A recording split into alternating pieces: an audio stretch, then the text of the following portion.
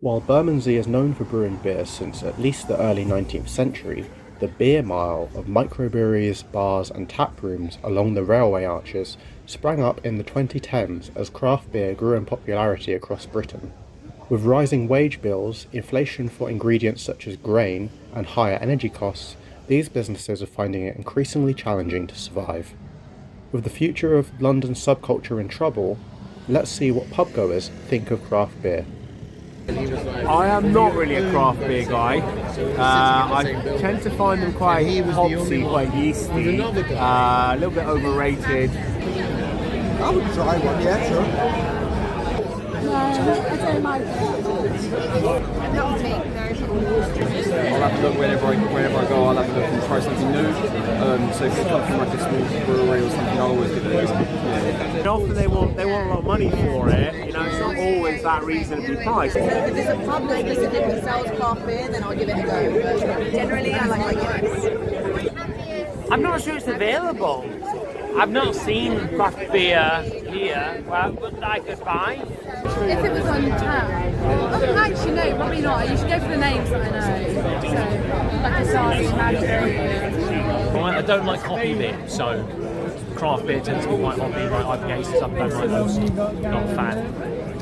Craft breweries aren't making the same alcohol as they used to.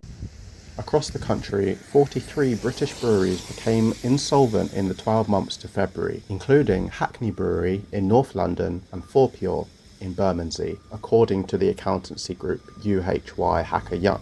Brian Johnson, one of the partners, said the craft beer boom was one of the most exciting trends in food and drink. Unfortunately, it is a sector that attracted too many entrepreneurs who struggled to break even. For smaller brewers who rely on loyal local followings, even a slight dip in demand can tip them over the edge. With so many brewers competing for attention, it's increasingly hard to survive.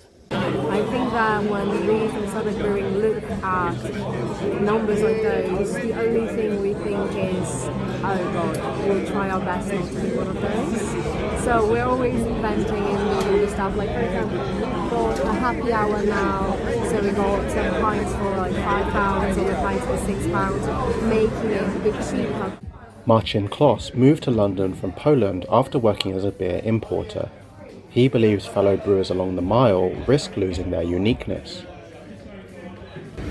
Because of the high costs of operating your business, this has stopped brewing from experimenting and from being creative. I think everyone knows that there are high bills to pay, and rather than do something unique that might have a high cost to produce, they stopping it, and they very much just pushing kind of low ABV pale ales and IPAs. The Catford Bridge Tavern held a beer festival last weekend, offering punters the choice of 26 different lines of beer from 10 crafteries, 8 of which were located across London. The climate out there is very difficult at the minute for small breweries. So when a pub like Catford Bridge Tavern wants to do an event which celebrates these small breweries, promotes them, it gets the name out there, it gets the beer out there, it gets more people trying it, and things like that. I think it's so important.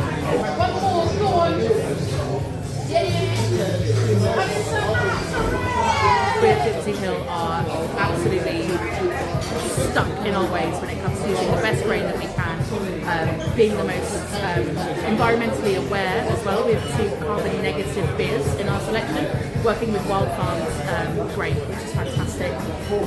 But yeah, no, it's just so important though. You see the bigger breweries, they've got the money behind them, they're out there. Every single pub will have a Heineken beer or something like that in there. But your local brewery, the quality you'll find is going to be much better. And it might be a little bit more pricey. I like to think that you're supporting your local by holding a pint in your hand. Pete Brown said that his brewery was able to expand by focusing on fewer quality beers. This is quite big for the size of breweries usually start at, but we don't make a lot of rotating lines. We make 4 core beers. We make them over and over again, so it's perfect for us. It's a big batch size. We don't do a lot of coconut, blueberry, 12% things. We just make lager and IPAs and things. He said that Sainsbury's will be stocking Forest Road's posh lagers this month. We've built a really strong on-trade presence, which is like pubs, bars, and when this becomes available to consumers and supermarkets, there's a really good opportunity for a ping pong effect where people see your brand for the first time in the supermarket and then see it out in the pub, or vice versa. They see it in the pub and it's like, oh, that's weird. And you get a chance to really get this into people's hands at home. While global brands dominate the beer market, supermarkets are choosing to also stock independent lines such as Forest Road. Newer brands such as the après-ski-inspired fruit beer Jubel are attracting those who don't traditionally drink beer. And with microbreweries and taprooms still gaining local custom despite rising prices in pubs and bars, the craft beer scene is fighting hard for its place in the capital's drinking culture.